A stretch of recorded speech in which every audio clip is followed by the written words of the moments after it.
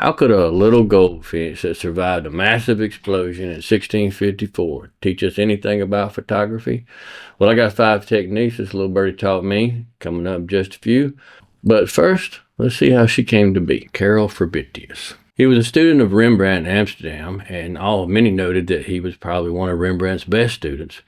But unfortunately, in 1643, his wife died during childbirth, and he decided to leave and go back and live home with his parents for a little while.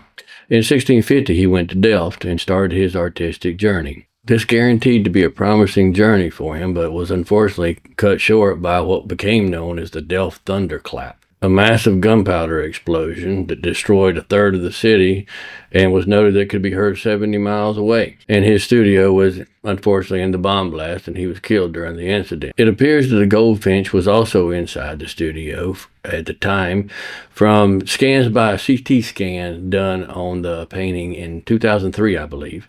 And it just noted that there were pop marks and dents that could have only been caused by while the paint was still wet. So that's why people think that it was inside the studio. A quick timeline of how the painting got from the studio recovered and to where it is right now. So in 1654, disappeared. In 1859, it was rediscovered by the same guy that just rediscovered the girl with the pearl earring, a guy named Mr. Thor. And I'm going to leave it at that, and his name's on the screen for you. The private collector's name is on the screen, and we're just going to call him Joseph for now. In 1869, when he died, he left it to his companion. In 1892, it was sold at auction at the Hôtel Drouot. Yeah, I'm sure I messed that one up. It was bought by an Emile Martinet for 5,500 francs, they believe. And in 1896, the final sale came at an auction at the same house by Mr. Abraham, who was the curator of the Marit House. And it was noted that he used a proxy bidder so to not drive up the price by people knowing who he was, and it was sold for 6,900 francs. Sounds like a lot at the time. It comes out to be about $100,000 US. But if you compare that to what it's worth today, at $300 million, it's probably a good buy. So what does the incredible survival of the goldfinch have anything to do with us to teach us about how we see as photographers? I think it all starts with just keeping things simple. In a world of chaos and overstimulation that we live in today, the simpler that we can see things, the clearer they become to us. So here are 5 techniques that you can use anytime you're out with your camera. Start off with number 1. The subject is solitary. Fabritius didn't paint a flock. He didn't paint a cage full of activity. He painted one bird. In street photography, we often get greedy. We try to capture the cool car, the funny sign, the person walking all at the same time. And what do we get? Chaos. So next time you're out shooting, ask yourself, who's the hero of the frame? If you say everyone, you have no subject. Let them own the frame. Always ask, what can I remove? Number 2, negative space. Look at how much of this painting is just nothing. It's a creamy, textured, plaster wall, but it takes up about 70% of the canvas. Fabritius knew that in order for the bird to stand out, the rest of the world just had to disappear. The technique, don't look for the subject first. Look for that empty wall, a patch of a shadow, clean wall, empty street. That's your canvas.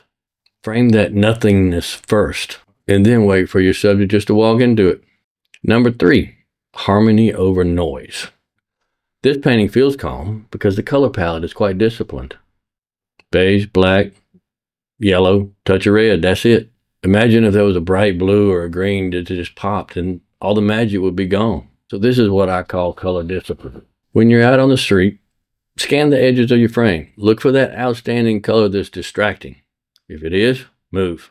Exclude everything, all the noise, until the calm's there. Number 4, sculpting focus. Here he used a bit of a magic trick for the time. He used a technique called trompe l'oeil, or deceive the eye. Look at the feeder rings. They're painted thickly to create an illusion of 3D. But look at the bird. He's painted with softer brush strokes, less defined. The technique, well, he's telling you where to look at, and in photography we do that with layering or aperture focus. You don't always have to let everything be sharp. Create that illusion with your aperture, or shoot through something. Just be clear to let your viewer know what you want them to look at. Number 5 is the quiet observation. Finally, notice the action in the painting, or the lack of it. The bird isn't flying. It isn't eating. Chained, yeah, but dignified. It's just simply being. the technique?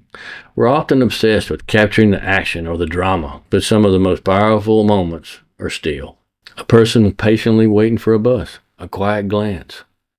You don't always have to have that drama moment. Just start looking for a pause. I've created 7 take-along tips based on these rules that you can download at the link below, have on your phone when you need some inspiration, and if you feel like accepting the challenge to get an image of all 7, leave challenge accepted in the comments. I will also have a link for Picdrop and how to name your file and all the instructions, where I'll be gathering all the images that anyone would like to send in to be shared, and I'll display everyone's in a gallery on my website that everyone can see. All the links will be listed below, and I hope to have these tips and challenges for everyone that we visited so far. I'll be adding Caravaggio and Vermeer, and for anyone that we have going forward. Please let me know if this sounds like something that someone would like to do and it sounds good. Simplicity is not a lack of ambition. It's having the confidence to trust that sometimes less is more. And if I could sum it up in one sentence, see carefully, subtract boldly, and trust stillness. Appreciate you watching. Hit that like button if you did, and subscribe if you hadn't already. That way you won't miss a thing. I highly appreciate all of them. Thanks.